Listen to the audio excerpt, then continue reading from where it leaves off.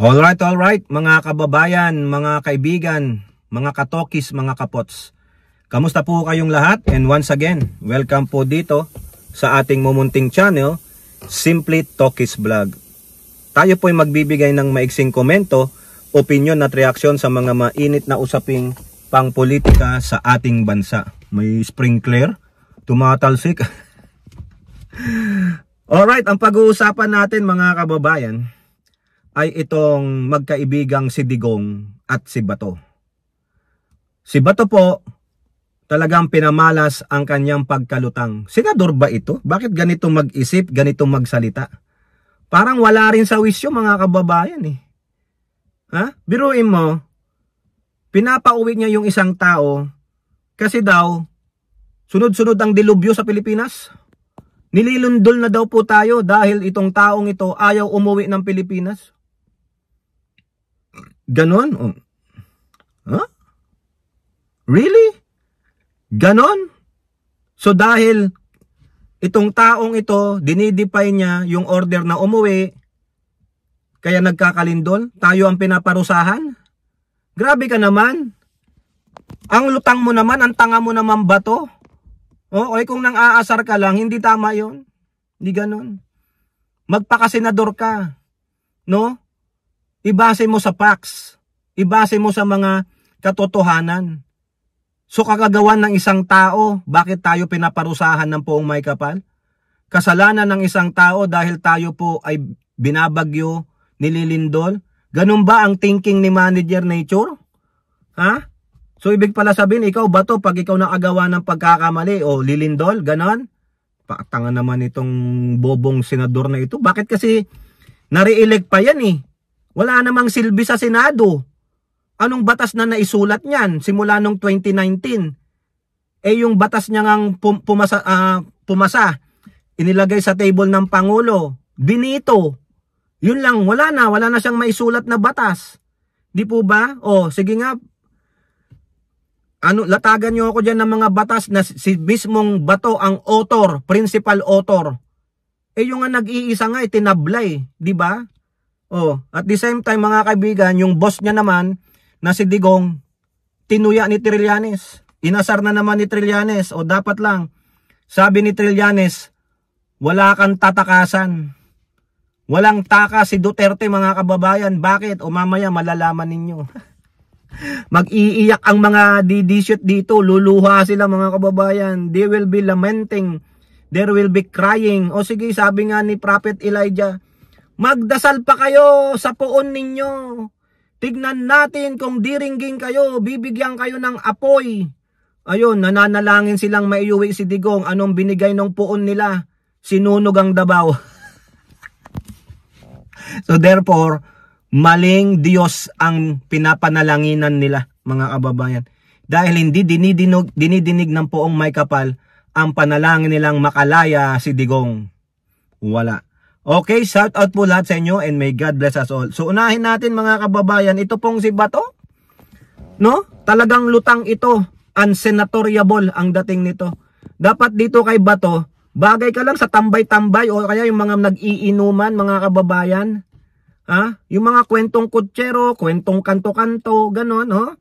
Sa politiko po, maawa ka na sa Pilipinas. Bato de la Rosa appeals to Saldico to come home po or quakes won't stop.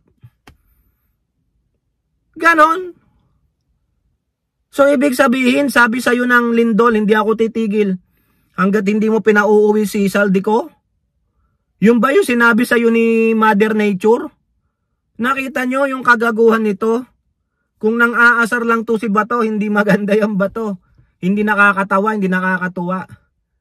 Para lang matuya mo si Elizalde ko, umuwi at tumigil ang lindol. Paano halimbawa lang? Dumating na yung warrant of arrest ng ICC. Sabihin na rin natin, Bato, sumama ka na para hindi magkalindol o bumagyo. Bato, sumama ka na, huwag ka na maging defiant. Baka umulan ng asupre dito. Bato, sumama ka na. Wag mo nang patagalin, wag ka nang magtago dyan sa saya ng Senado o Supreme Court. baka magkaroon pa ng tsunami o tidal wave. Ha? Ganyan sasabihin mo dahil kasalanan. Hindi na pinoprotektahan ko si Elizalde ko. Wala pong sense eh. Ano, nagpapatawa ka? Hindi po maganda. Oo. Dahil ang lindol, it's a mother nature. Who can prevent mother nature from doing its thing? Wala po. Only God can stop it. Only God can allow it. So ibig sabihin, pinaparusahan tayo ng Diyos dahil si Saldico may kasalanan? Yun ang naisip mo. Ay, ang daming may kasalanan sa Pilipinas. Ang daming kapwa mo mambabatas na may kasalanan. So ibig sabihin lahat ng ito ay kagagawa ni Elizalde ko.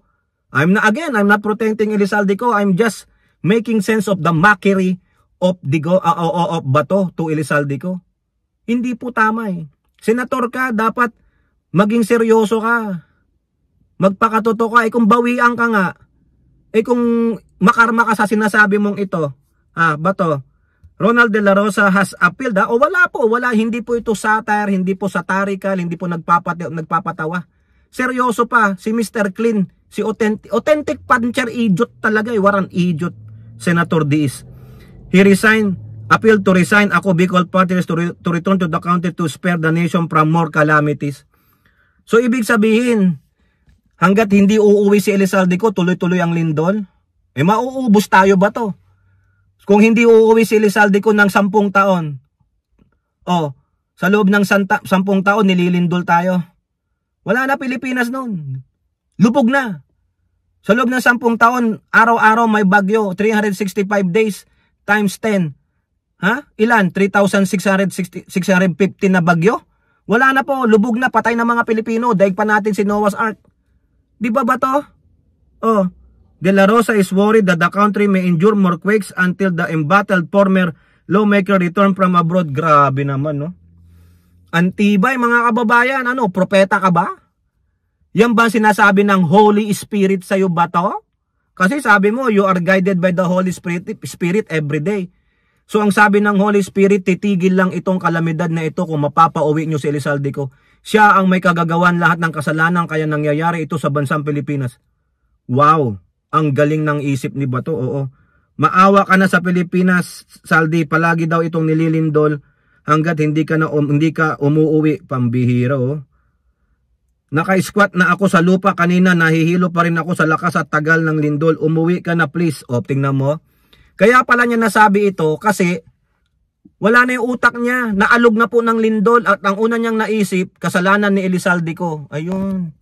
So ibig pala sabihin mga kababayan, lahat ng nangyayaring itong lindol, bagyo ay dahil may mga mambabatas na tumatakbo sa kanilang mga responsibilidad tulad ni Tebes. So isisiring kay Tebes yung mga previous sa ating bansa. Si Bantag, si Roque.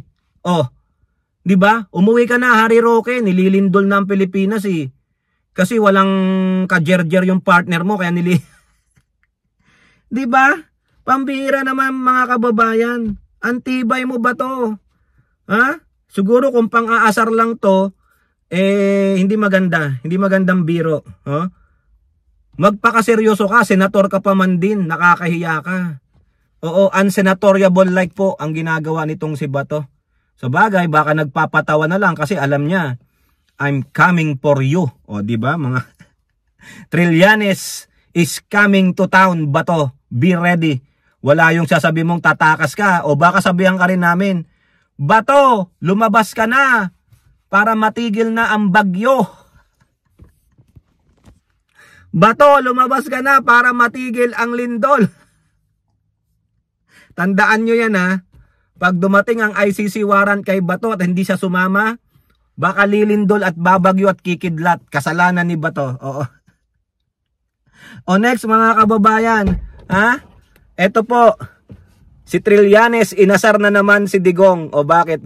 Gawa nga po na hindi po naaprobahan yung ICC interim release niya.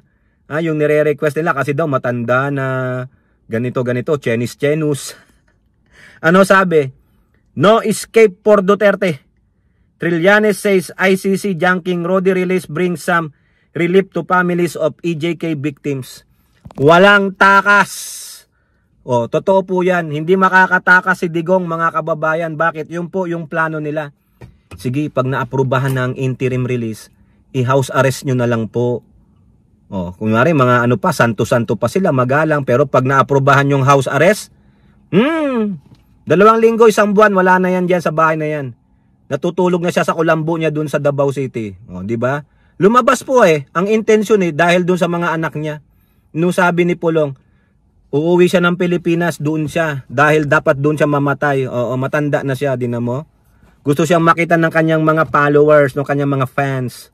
Yun ang balak talaga. Pa-interim interest kayo, release, pa-house arrest kayo.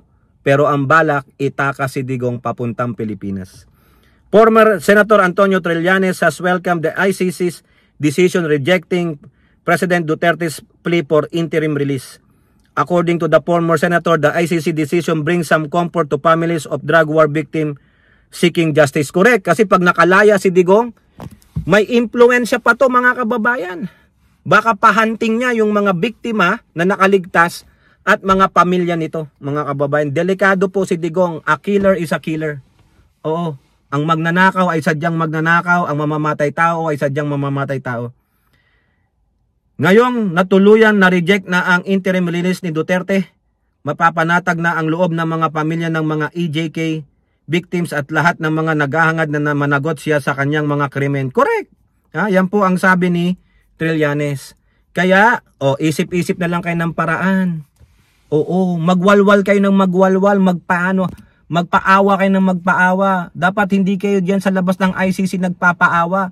Doon kayo sa pre-chamber trial na magulgul kayo, palayain nyo na po yung aming puun. Wala po siyang kasalanan. Kung gusto nyo kami na lang ikulong ninyo, sige, kung payag kayo. Doon kayo magmakaawa sa mga judge, hindi sa mga tao, dahil hindi po may epekto. Yung panawagan yung people power, wala po. Kuditan ninyo, bagsak, wala. Wala na pong power si Digong. Ang meron siya power. O kayo po, ano pong inyong masasabi? Comment down below and don't forget to like and share. Hope to see you on next videos. Bye bye. God bless.